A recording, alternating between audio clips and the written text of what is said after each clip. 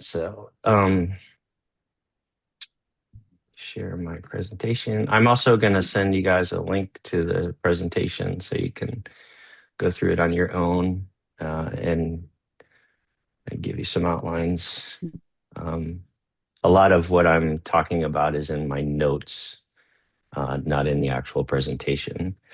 But those of you guys who really know my story, my more recent story, I've been self-employed for going on 6 years now, and a large portion of that time over the last 4 or 5 years, I've been rebuilding the old infrastructure for a college in California. And they had a new boss come in, and he kind of took over all of the responsibility for the work that I'm doing. And they decided not to use my services for the time being. It's still kind of up in the air. They may come back and say, "Hey, we want you to finish what you're working on." And that's only a couple months worth of work. But so I'm in this very precarious sort of position. I don't have a bunch of money set aside. I don't live that way. I don't live for the future. I live for now. So take it or leave it, right or wrong. That's just how we live. We live on the edge. So Right. but it gave me a lot of time to focus on something that I've been thinking about a lot. Um, James, I'm going to mute your device. You're coming through a lot. So um, anyway, so it got me thinking about this. What is my purpose as a subject, as a thought process, as something that we think about and talk about all the time. What is my purpose? And that changes, obviously, for everybody frequently. Your purpose today is not the same as it was when you were 20. It's not the same as it was maybe a couple months ago. And like me, I would love to be in the ministry full time and just focus on doing this kind of stuff. But that's never been my open door, so to say. For those of you who understand what I mean by that, you knock on doors and it doesn't open, and so you keep moving and you keep looking for the next open door. That's just how God does things. So Genesis chapter 2. I wanted to, you know, one of the things that you go through, especially when you're going through a major life change, is what am I supposed to do now and what am I supposed to do next? And it's something that we wrestle with a lot. And I wanted to kind of make you think a little bit about the principles that drive how you feel about what you're doing.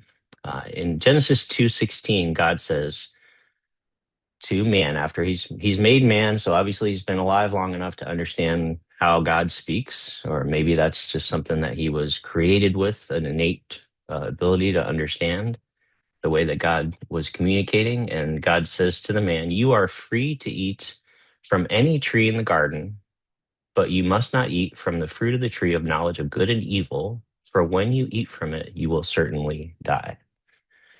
And what's challenging about this passage, from the point of view of a like principle, a life principle, is God is not saying that death is wrong. I don't know if you guys can wrap your brain around that. He's not saying death is wrong. He's saying the consequence of you pursuing knowledge is that you are going to die. Your physical body is going to have to pass away because you're going to become, maybe you're going to become so smart that you're eventually, that's why it says, let me prevent him from living forever, because if he lives forever and his knowledge increases, he's going to become like us. And then, that's not not something that God wanted to happen. So the choice to partake in understanding was a choice. It wasn't right or wrong necessarily, but it had a consequence. And our ability to understand whether or not something is right or wrong is what causes death. If you think about just the natural world, if you look at Paul saying that everything you need to know about God is evident in nature, right? So is a lion running and eating an antelope, is it wrong? It's his nature. His nature is to consume meat. So, from the point of view of an antelope, what the lion is doing is perceived as evil. But from the lion's point of view, he has to eat. It's his purpose. I'm fulfilling my purpose. And so I'm going out and I'm doing the thing that I was created to do. So that's where, we run into the problem of whether or not something is right or wrong. And I wanted to kind of take a look here at some principles that drive the way that we feel and the way that we understand our purpose. Why did God create us?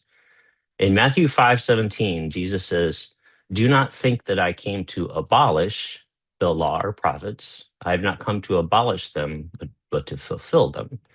And the word fulfill is this Greek word, plero or plero. Seth, you can correct my spelling there or my pronunciation.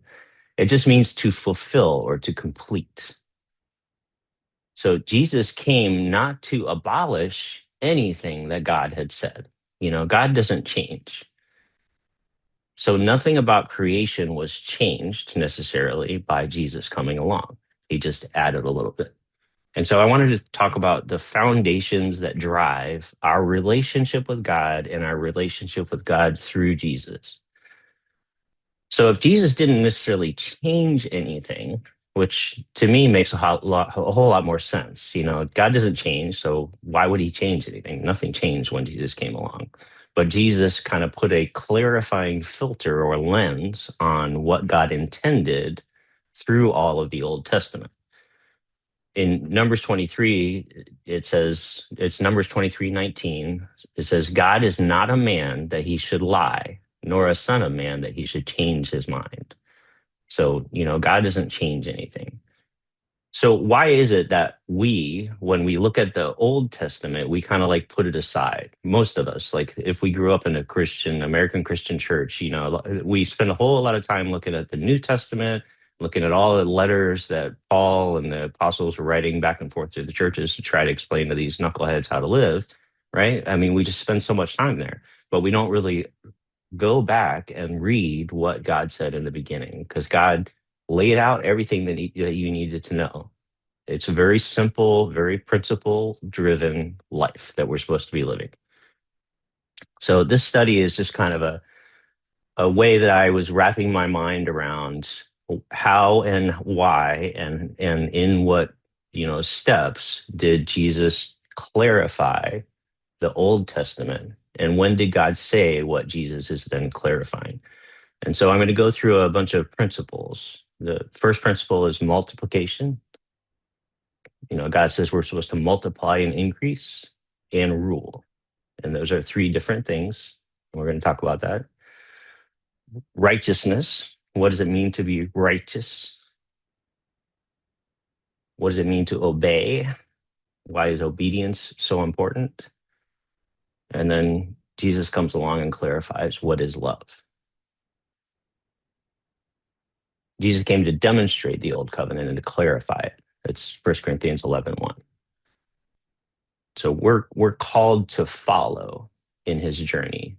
And one of the things that I've been working on, like pretty much my entire Christian life, is, in Luke 4, when Jesus unrolls the scroll and he says, "Today the scriptures fulfilled in my hearing," that's the foundation of Jesus and his beginning his ministry. And I always felt like, if I'm supposed to follow Jesus, then maybe I'm supposed to follow not just the things he said, but the way he did them, right? So at the very beginning of things, how did Jesus go about learning what he was supposed to be doing? How did he know that his purpose was to die on the cross? How did he know that his purpose was to go around and heal people? How did he know those things?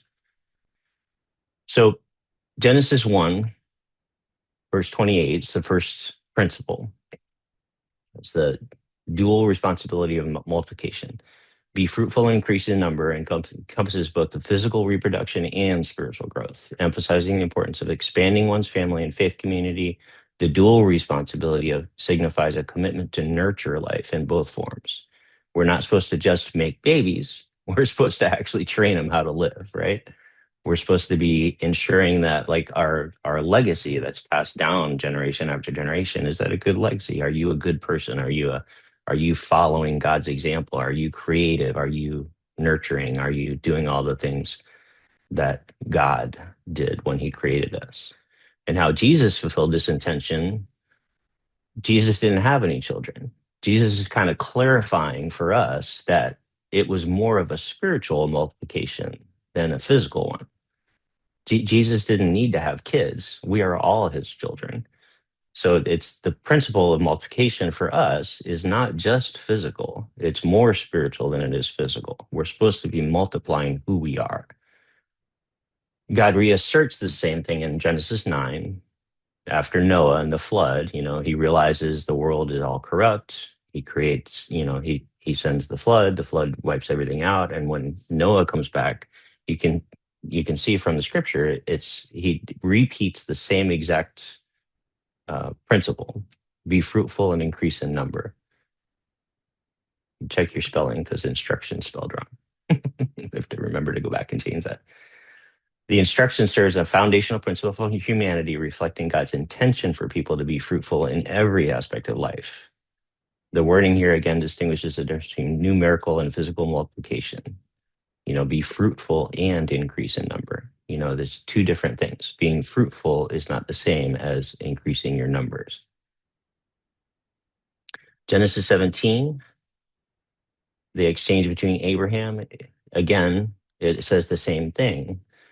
In Genesis 17:6, he says, I will make you very fruitful. I will make nations of you, and kings will come from you. I will establish my covenant as an everlasting covenant between me and you and your descendants after you for generations to come, to be your God and the God of your descendants after you. And you notice one of the principles that God is laying out here is that he's making this promise on purpose so that through all time, you can see that he does not dishonor his own word. That's why we have what we have in the Middle East. Judaism, Christianity, and Islam are always at war. They're always because, oh, I was supposed to be king. No, I was supposed to be king. No, you were supposed to be king. That constant battle is because God said what he said. And it's almost a way of him saying, you know what, I'm never going to change. That is never going to change. You're always going to have that drama. And God fulfilled his promise there. And he's modeling for us that we need to fulfill our promises. The next principle is righteous. You guys hear the word righteousness all the time. And what does it actually mean? And we're going to look at a story it's in the very beginning, story between Cain and Abel. Now, this passage in Genesis 4:6, this is a foundational passage that I used with my children all the time. Why are you emotional? Why is your face the way it is? Why are you angry? Why is your face downcast? If you do what is right, will you not be accepted? But if you do not do what is right, sin is crouching at your door. It desires to have you, but you must rule over it. What is he saying here to Cain? He's saying, you are emotional. You're having an emotional moment. And when we have those emotional moments, those are opportunities to work on our character. And it's not to work on other people, it's to work on ourselves. Cain was trying to figure out why he's feeling the way he's feeling. He doesn't know what's going on. And God is coming down to say, look, you are having an emotional reaction to something and you need to figure out what it is. So he doesn't give him a solution and he doesn't say, here's how you fix your problems. He's saying, you are an emotional mess right now and it's written on your face. How many times have you guys had that interaction with your spouse? Honey, what's wrong? What do you mean, what's wrong? Well, your face says clearly that something's wrong. So do you want to talk? I'm not ready to talk. So, that can turn into a dramatic fight or you can let it go. And, anyway, that's a different story. The story of a Cain illustrates that being in an emotionally right relationship is our most basic emotional need. Righteousness is not a matter of actions. It illuminates our alignment with our community, including our relationship with God. And so God is giving us a principle in the story of Cain that it's really important to you that you be in a correct, a righteous relationship with God and with all the people around you. The more people you have in your life, the more complicated that becomes. Again, Jesus adds clarity to this in Matthew 25. Matthew 25, verses 14 through 30, in the parable of talents. He says, he's demonstrating the rule of multiplication. If you handle things well, God is going to multiply your influence. If you're not handling things well, you're going to stay small. If you learn how to handle your emotions and your reactions and learn how to handle God's word and God's principles truly, then your influence, your realm of influence is going to continue to grow. And that's a principle for all of life. That's your finances, that's your physical possessions, and that's your emotional, spiritual relationships. If you handle them well, they will continue to increase. And Paul adds some clarity to that in 1 Corinthians 9 when he's talking about his own freedom. And he says, for your sake, I've chosen to deny myself of a lot of things because I need to minister to you. I need to help you understand. So for your sake, I'm denying myself of a lot of the freedoms that I have. If go back and read 1 Corinthians 9 and think about that from the point of view of what God is saying to Cain here. You're an emotional creature, and your role is to be at peace. You're supposed to be a peacemaker. And then these other passages here in Luke and Matthew, again, it's Jesus. I was kind of looking at this from the point of view of how did Jesus take what God said to Cain, take God said this to Cain, and we wrote it down. We made sure that it was in the passages. And so I'm supposed to be doing this. And the reason why I'm going through this stuff is this is our calling. We're supposed to be following Jesus in the way that he did this, call people to righteousness. And that is not it's not doing the right things. It's about being in a right relationship. That you guys have heard the saying, would you rather be right or in a better relationship? Would you rather your wife tell you or your son tell you that you're right in this battle that you're having? Or would you rather be okay in your relationship? Which would you rather have? Because it's not about doing the right things. It's about being in a correct, free relationship. It's a return to the garden. We were naked and unashamed in the original passage, the original creation story. You were naked and unashamed. And what we're always pursuing is having that relationship with everybody around us. I want to be free to sit naked in my living room with my children around me and not be ashamed of that. And that's an emotional, spiritual, physical, that's everything. I don't necessarily want to sit naked in my living room with my kids, but you understand what I mean.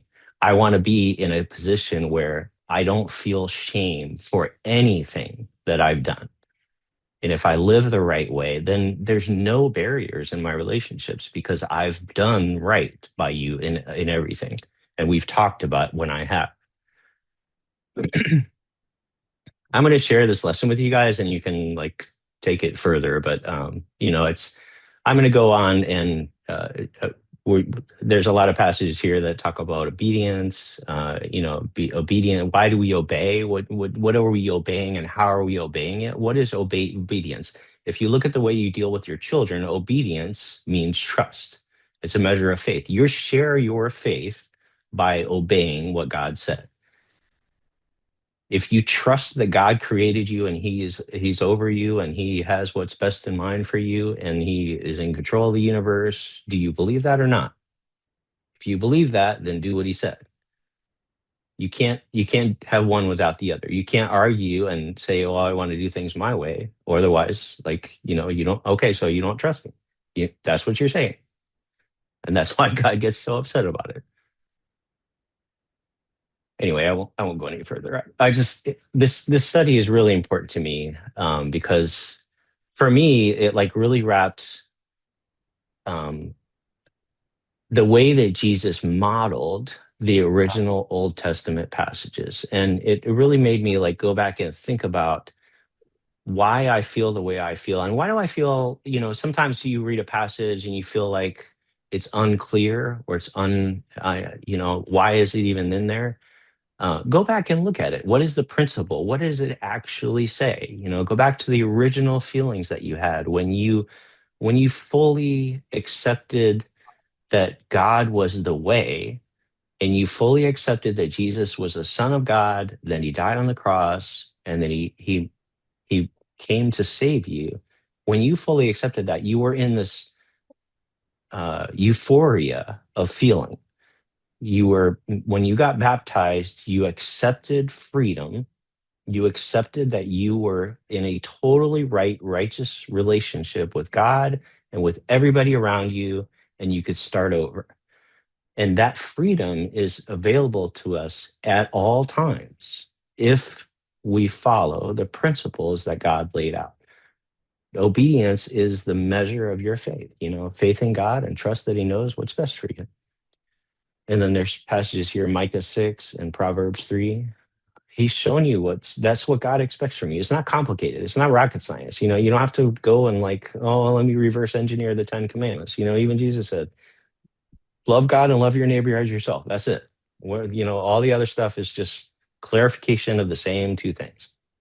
Are you acting out of love, or are you acting out of selfishness? Which one are you? And that goes back to what he said to Cain. Why are you feeling the way you're feeling? Why are you feeling that way? It all boils down to that one thing. Keep going. Yeah, it's too much. I'm gonna end there.